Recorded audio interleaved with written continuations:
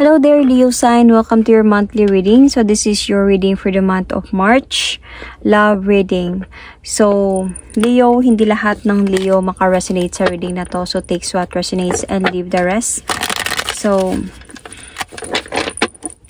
most watchers, pwedeng kayo to at hindi sila Leo signs, okay?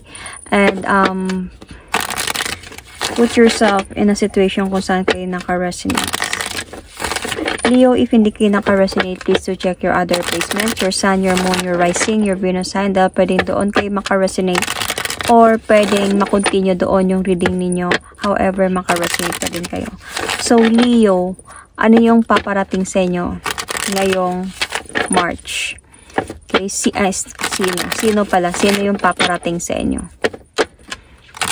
Sino yung paparating? Is it an ex? Is it a new one? Or you are still in a relationship? So, let's see. Sino yung paparating sa inyo this month of March?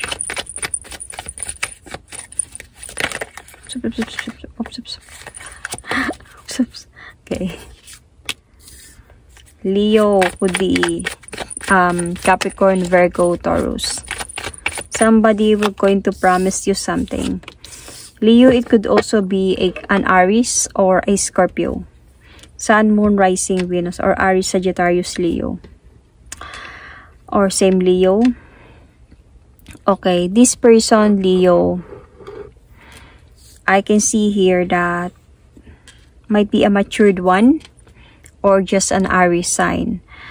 This is an ex kasi natapos na kayo nito. Meron ng ending sa inyo, meron ng separation sa inyo. Like para sa inyo is natapos na talaga kayo. Walang anything na nag-ghost or anything. Alam niyo natapos na talaga kayo.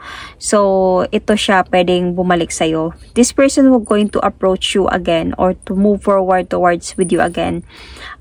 Could be this month of March. Kasi parang gumulo ka sa isipan ng taong ito. Actually, nag-away kayong dalawa nito. And nagkaroon kayo ng conflict. Tapos, this person wanted to come back to offer you a new beginning again. So, sabi ko nga, meron na talagang ending sa inyo. That means either one of you, alam nyo na one of you already walk away emotionally from your relationship, Leo. So, might be there merong other person na involved kung bakit. At yung dahilan kung bakit hindi na kayo nag-uusap pa. Pero, the thing here is this person, this month of March could be, we're going to move forward towards with you. One thing dito sa taong ito, may mga promises siya sa'yo na hindi niya natupad. Okay? So, this month of March could be na mag-approach siya sa ibalik or makipag-communicate siya sa ibalik. So, but Leo, you are already in a process, like, I think you are already moving on or you did move on na talaga. Kasi you know, Leo hates, ayaw ng mga Leo yung betrayal. So, they hate cheaters. So, madali sila maka-move on sa mga ganyan. And, I think naka-move on ka na dito. And, hindi na kayo nag-uusap, then this person will approach you, Leo. Parang mabibigyan ka nito ng medyo a bit of confusions. Bakit siya bumalik sa'yo? Okay, so, let's see. Bakit nga ba siya bumalik sa'yo? Or bakit nga ba siya babalik sa'yo? Anong dahilan? Anong purpose? Anong intentions niya?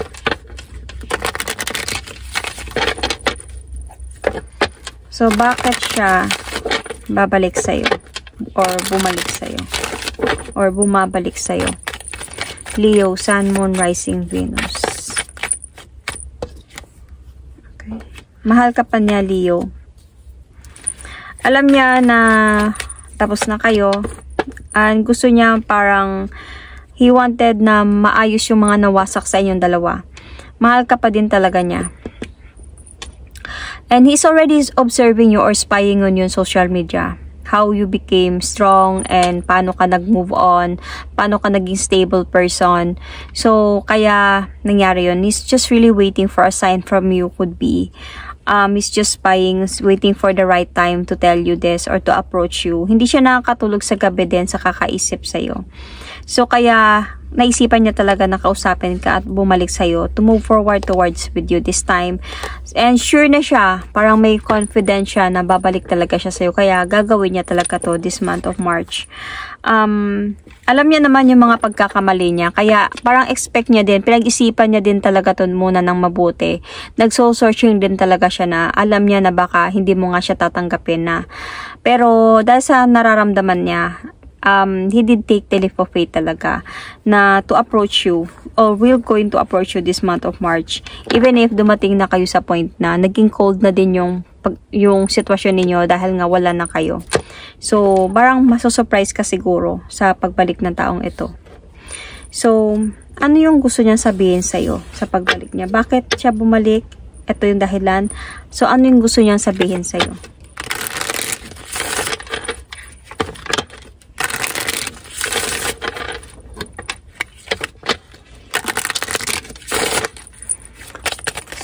Uy, ang dami. Sorry, I will not pick this. So, bakit siya bumalik sa'yo? I mean, sorry, ano yung gusto niyang sabihin sa'yo?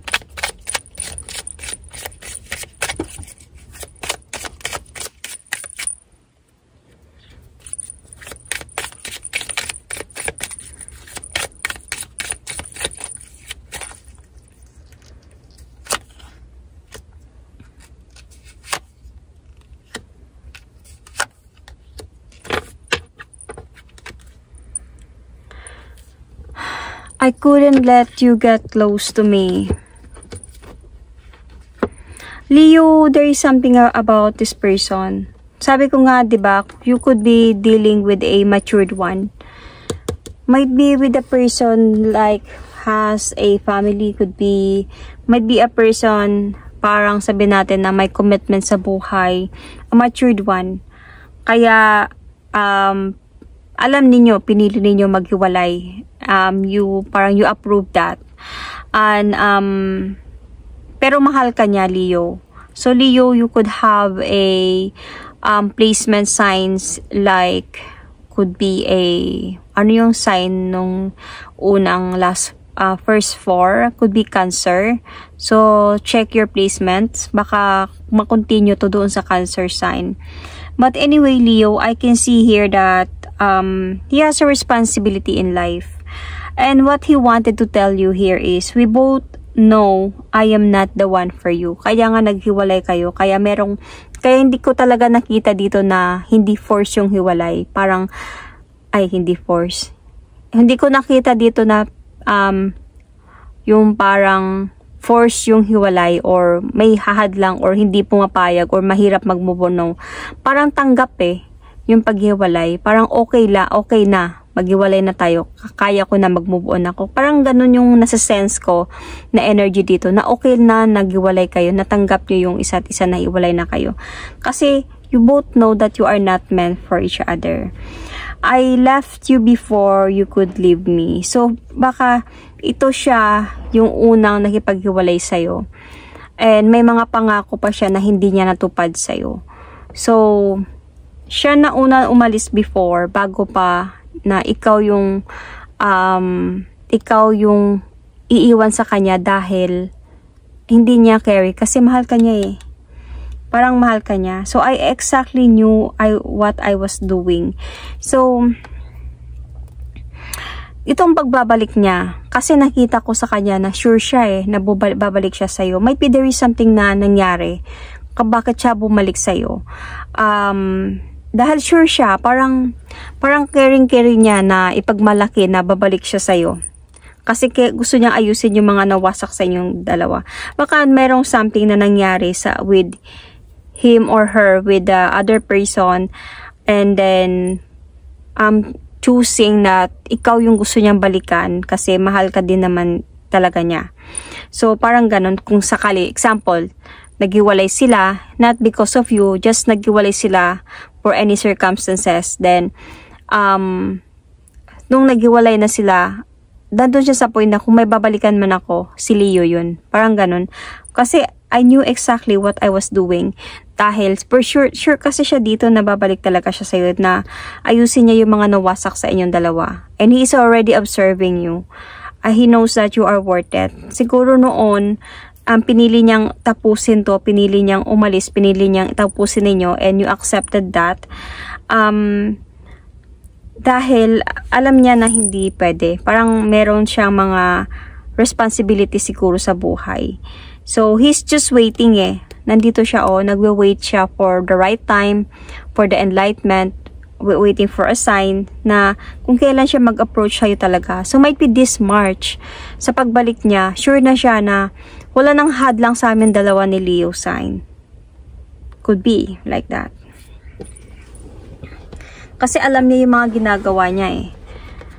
So, let's see kung ano yung pwede niyong malaman. Kung ano yung pwedeng mangyari. Pero honestly, Leo, with this cards, parang mabigat yung pinagdaanan din niya. Parang hindi basta-basta na babalik siya sa'yo. Hindi ganun ka basta-basta lang. Madami din siyang pinagdaanan. Mabigat kasi to eh. Major Arcanas. So, ano yung kailangan mong malaman this month of March sa pagbabalik ng person na to?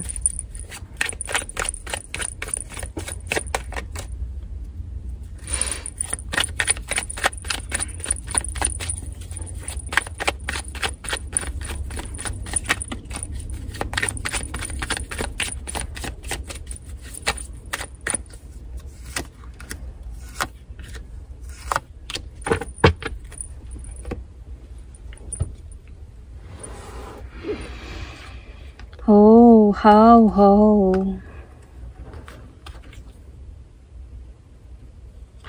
Leo. Honestly, Leo, tinanggap mo yung paghiwalay ninyong dalawa. Pero masakit para sa'yo yun. Honestly, nakita ko dito, yes, tinanggap mo, nag-move on ka. Okay sa'yo. Chill lang. Char.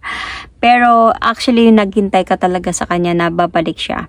Napagod ka, naghintay ka. Trinay mong lumaban din dito eh. Until that, you did take the leap of faith towards a new beginning of your life. So this month of March, andun sa point, bakit ko sinabi yon? Kasi you're going to bring that back again. Naghintay ako sa'yo. Napagod ako sa kakahintay kung kailan ka babalik. Sa mga pangako mo sa akin na hindi mo natupad. So, I did take the leap of faith towards a new beginning of my life. And hindi to basta-basta, hindi to madali na desisyon. Pinag-isipan ko to talaga na mabuti. I did wait for a sign from you. You know, any sign from you. Dahil may mga plano na tayong dalawa eh. May mga pangako ka sa akin. Pero hindi mo tinapad. And napagod ako sa kakahintay sa'yo. Napagod ako. And you move forward towards there. Which is I accept because I know that you really meant to be there. Kaya tinanggap ko. Alam natin na hindi tayo para sa isa't isa. Tinanggap ko yun. And alam ko yung responsibility mo. Kaya hinayaan kita. Pero alam mo bang hinintay kita? Na baka mag-change yung mind mo. Na baka babalik ka sa akin agad. At ako yung pipiliin mo. Na ma-realize mo na ako din yung mahal mo. I was so disappointed. So, para to sa'yo, Leo, ikaw yung may gustong sabihin. Ikaw yung parang ikaw yung nagsasalita dito. Para papahiwatig mo to sa person mo. Okay? Or vice versa. Takes what translate. Pwedeng cross-watchers to. Okay? I was so disappointed because I thought that you were going to offer me or to come back to me right away na to offer me a new beginning. Pero napagod na lang ako sa kakahintay. Walang dumating. So, I was also so much like trapped in a situation. Whether to move on or to hold on, to wait for you or just to move on. So, hindi madali yung desisyon na ginawa ko nung time na nagdesisyon na talaga ako na mag-move on na talaga. And now you came back. Brings me confusions. Hindi ako sure kung totoo na ba talaga to, mag-offer ka na ba talaga sa akin ng new beginning, commitment, or baka mag-aaway na lang din tayo ulit. Okay,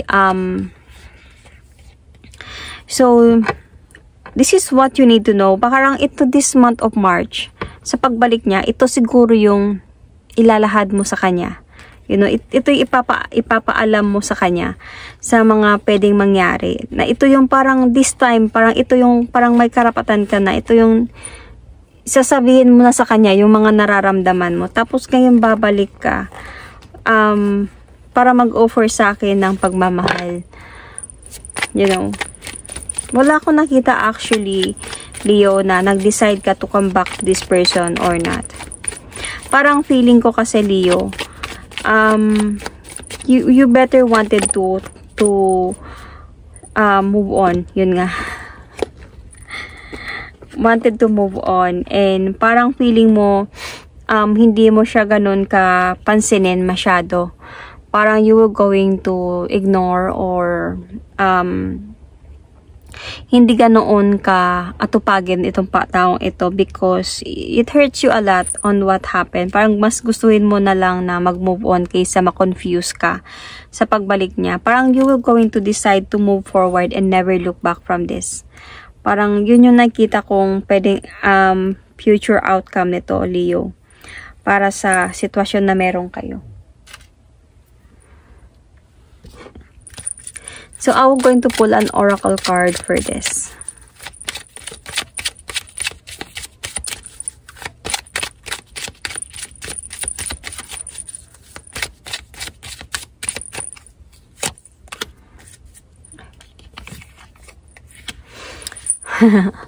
Leo, see? Release your ex. The time has come to clear your energy. So, yun na nga, yun. Parang para sa'yo, okay, I decided na talaga na to move on. Okay na ako nang wala ka. I will release you na this time.